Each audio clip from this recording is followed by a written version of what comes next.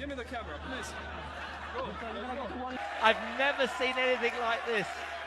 Ora, boas malta, bem-vindos para mais um Ponto Break. Estamos aqui hoje para falar sobre os melhores jogos, mas apostas para dia 18/7/2025, uma sexta-feira. E antes de partirmos para a análise dos jogos, há aqui que fazer um esclarecimento, uma mensagem, porque hoje foi um dia difícil no Ponto Break. Tínhamos 6 apostas, ganhámos apenas uma, que foi o jogo do Francisco Strondou contra o Lavon.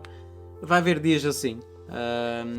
Sei que quem está a começar são dias difíceis de superar, mas é apenas uma fase, e uma fase não é final, é apenas o início de algo consistente. E tivemos vários jogos claramente a nosso favor, como por exemplo o jogo do David Goffin, mas ontem, como houve interrupção por causa da chuva, hoje retomou em condições desfavoráveis ao belga, e o belga acabou por perder.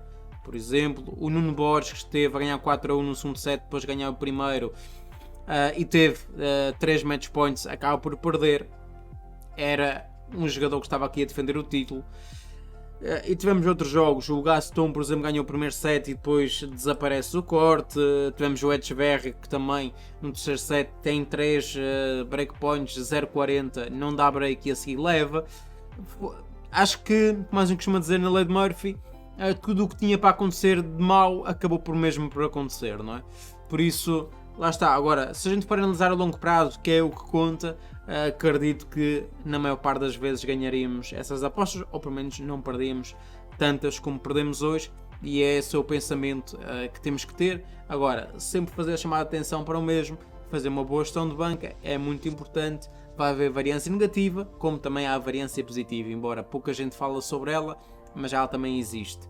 Variância negativa, pode-se considerar que hoje tivemos variância negativa por aquilo que aconteceu em alguns jogos, que acabou por não ir para o lado que era o mais provável de acontecer, e as probabilidades também acabavam por indicar isso. No jogo do Goffin, no Nuno Borges, no jogo do Echeverri e por aí fora, não é? No entanto, lá está, mais um dia que passou, mais um dia em que nós devemos aprender e seguir em frente. Começamos então a análise aos jogos, com o jogo aqui do argentino que vai jogar contra o Buse, o jogador peruano. O Buse vem de um jogador interessante frente ao polaco Machak. Ganhou por 2-1, um jogador que estava a jogar bem, adapta-se muito bem a terra batida pela potência da sua pancada, por ser um baseliner agressivo. E temos aqui o argentino, o Borrachaga, que vem também de resultados interessantes. Agora, contra adversários muito acessíveis, vamos ser francos. Venceu o alemão, venceu também o checo, mas ainda assim adversários muito acessíveis. Já o Buse venceu o Djere, venceu o Machak, e são adversários de outro calibre, digamos assim. Agora, há uma vantagem aqui, talvez emocional, porque o Borrachaga acabou por vencer o Buse por o ano passado em ter batido na Alemanha. Isso pode dar aqui um alento ao jogador argentino, mas para aquilo que os dois jogadores estão a jogar, eu vou aqui entrar a comunidade no Buse. O Buse está a jogar muito bem, está a servir bem, está a ser muito consistente, não deixar os adversários respirar, está sempre a deixá-los desconfortáveis. E por exemplo, quem viu o jogo contra o MyShark acaba por saber aquilo que eu estou a dizer.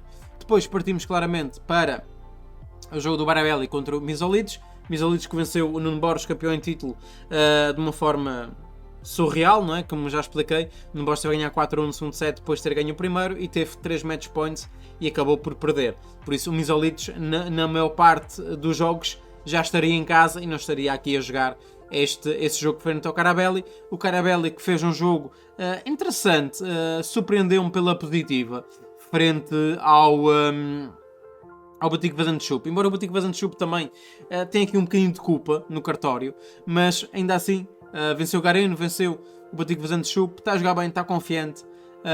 O Misolides, tirando o Nuno Borges, adversários acessíveis. E aqui há dois pontos interessantes. Primeiro, o Misolides venceu os últimos 2 jogos entre os dois jogadores. Venceu em Miami em 2023 e já este ano, em abril, em Bucareste, venceu o Carabelli por 2-0. No entanto, não creio que isso por si só indique o modo de um 72, porque Misolides tem algumas lacunas. Como já disse, era um jogador que já poderia estar eliminado se não fosse ali o Nuno Borges a vacilar em vários momentos do encontro, no 4-1, no segundo set e depois nos 3 match points que teve à disposição. Claro que um jogador depois sentiu a pressão e cedeu. No entanto, acho que pela odd o Carabelli poderá ter valor. E aqui vou entrar com quarta unidade, o Carabelli 207. Aceitaria aqui o modo 1.88.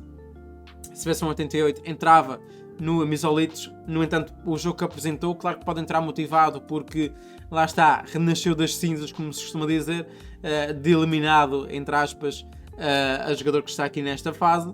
Ainda assim, como o modo não está a 1.88, vou aqui na vitória do Carabelli. Depois, Sebastian Baez contra o Dardery, e aproveitar para dizer que vamos estar a fazer este acompanhamento ao vivo na Caminhas Apostas, na Twitch e também no YouTube. Um jogo também interessante, um argentino contra o italiano. E, na minha opinião, lá está, olhando para os mercados, o mercado dá favoritismo, penso eu, porque aqui já não está a aparecer um mercado, dá favoritismo ao Dardery. Acho que o Baez com o modo 2 poderá ser interessante. No entanto, vou esperar para o ao vivo. No entanto, acho que também poderá ser um jogo relativamente longo. Por isso é uma questão também de procurarmos aqui alguma coisa em torno do 19,5, 20,5, mas o mercado está a precificar bem. Em termos de valor, deixo-me aqui também recorrer à Sol Verde, porque aqui a Betano não tem o jogo. E vamos ver se temos aqui uma odd acima de 2 e temos. Por isso, meia unidade na vitória do Sebastian Baez. Está acima de 2, acho que é uma odd convidativa. É um jogador interessante. E como eu costumo dizer, ele é um protótipo do Diego Schwartzman. Um jogador baixinho, um jogador muito forte no fundo do corte, um jogador rápido, um jogador ágil. Acho que o Darder também vem de uma boa escola de jogadores italianos em terra batida. No entanto, pela discrepância de odds, meia unidade na vitória do Sebastian Baez. Por último, não menos importante, temos aqui o Comansanha que vai jogar com o Alexander Bublik. E esse jogo, o Bublik claramente vem numa sequência interessante de vitórias. Nos últimos 5 só tem apenas uma derrota frente ao Munar em Wimbledon por 3-2. O Comansanha não fez uma boa época de relva, perdeu com o Brooksby e perdeu com o Motet. No entanto, já aqui em Gestado venceu o Trungelliti e o Carvalhas Buena por 2-0. E a vitória contra o Carvalhas Buena é uma boa vitória. Não só por ser por 2-0, mas também por aquilo que foi a dinâmica do jogo do argentino. Primeiro jogo entre os dois. Sabemos que o Bublik não tem a terra batida como a sua melhor superfície. É um jogador que não se gosta de sujar, como se costuma dizer.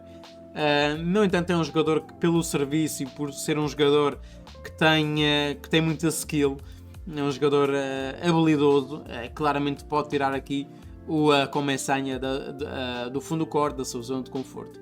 No entanto, em termos de odds, em termos de valor, é um quarto de unidade a favor do Francisco Comansanha, 2,32. Acho que claramente vale o risco. A longo prazo não vejo o Bublik a ganhar tantas vezes como o mercado sugere, principalmente numa categoria 250, terra batida. Se fosse em piso duro ou em relva, dava o benefício da dúvida ao Bublik.